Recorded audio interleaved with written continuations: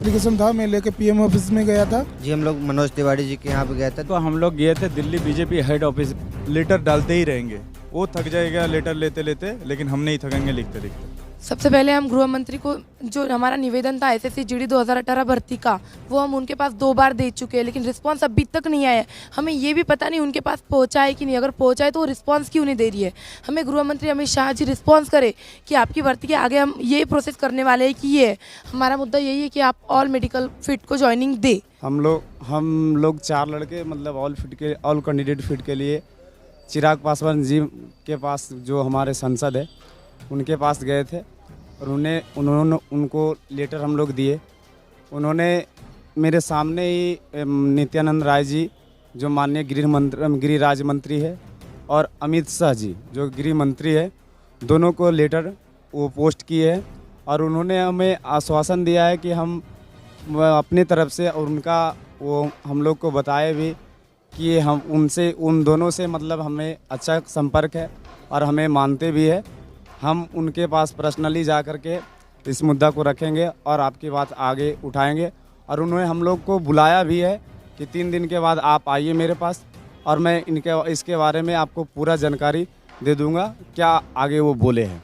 और ये 3 दिन के बाद हम लोग जा रहे हैं और उम्मीद करता हूँ न्यूज़ इंडिया वर्ल्ड वाले से कि आप हमारे साथ हैं और फर्स्ट डे से हम लोग को सपोर्ट कर रहे हैं।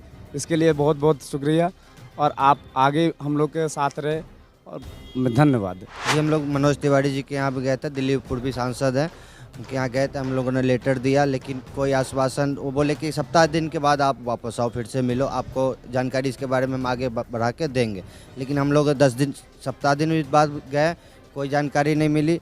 10 दिन बाद गए तो वो रिपोर्टिंग के टाइम जब हमसे मिलने की बात हुई तो वो हैदराबाद चले गए। वहाँ से फिर दोबारा गए अगले सप्ताह संडे को, वहाँ से कोई जानकारी, कोई रिप्लाई नहीं आया अभी तक।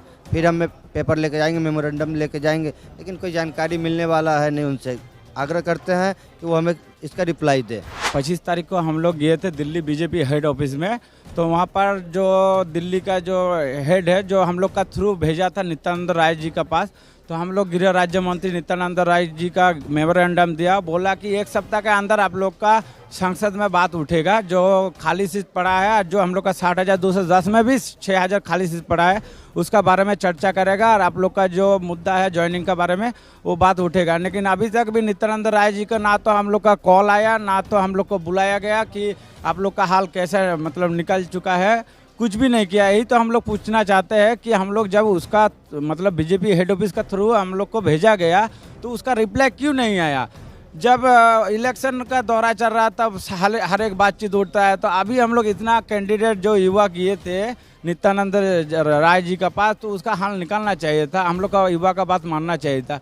यही हम लोग पूछना चाहते हैं। जब इलेक्शन होता है तो एक दिन हम लोग का पास आके उसका बातचीत करता है कि यहाँ हम लोग को सरकार बना, आपका भविष्य के बारे में उज्जवल भविष्य किया जाएगा। तो अभी कहाँ गया। हम लोग इतना कैंडिडेट हर स्टेट से आया है, उसका हाल निकालना चाहिए ना। हम लोग तो फिट कैंडिडेट है। नित्यानंद राय जी से हम पूछना चाहते हैं कि हम लोग गलती क्या किया कि हम लोग को बात माना नहीं जा रहा है। यही हम सरकार के पूछना चाहते हैं और माननीय गृह राज्य मंत्री को पूछना चाहते हैं। हमने डीओपीडी अपना जो है निवेदन लेकर के गए थे, तो हमने सोचा कि हम लोग का शायद बड़ी आशा लेकर के हम लोग गए थे वहाँ कि हम लोग का शायद कहीं नहीं सुना तो हम लोग को ये सुनेंगे, लेकिन वहाँ भी हम लोग को इस प्रकार से निराशा मिला कि वहाँ भी जो हम लोग को नहीं सुना और एप्लीकेशन को भी रिजेक्ट कर दिया और वहाँ भी हम लोग का एप्लीकेशन एक्सेप्ट नहीं किया गया। हमारा जो एसएससी जीडी का जो एप्लीकेशन था, मैं लेके पीएम ऑफिस में गया था और उधर भी हम जाके जो हमारा एप्लीकेशन दिया तो हमको सिर्फ मिला तो रिसीविंग कॉपी मिला। हम सोचते थे कि 5 से 6 दिन के अंदर हम लोग का जो रिज़ल्ट है वो जो रिप्लाई होना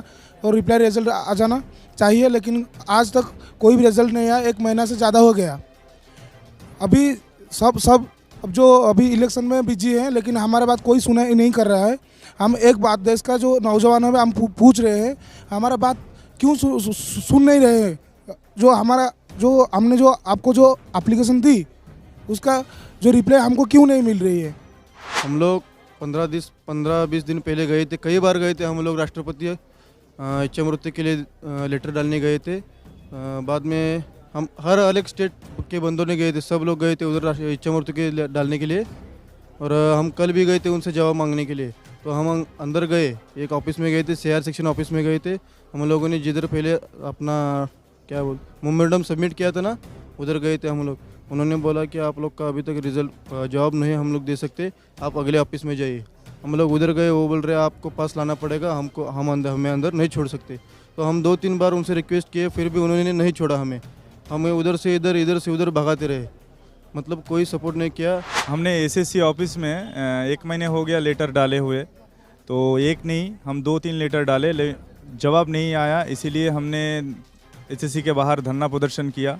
उसके बाद हम लोग उनका बात नहीं सुन रहे थे, जो पुलिस वाला आए उनका बात नहीं सुन रहा था, इसीलिए पुलिस वाला जाके हमको मदद किया।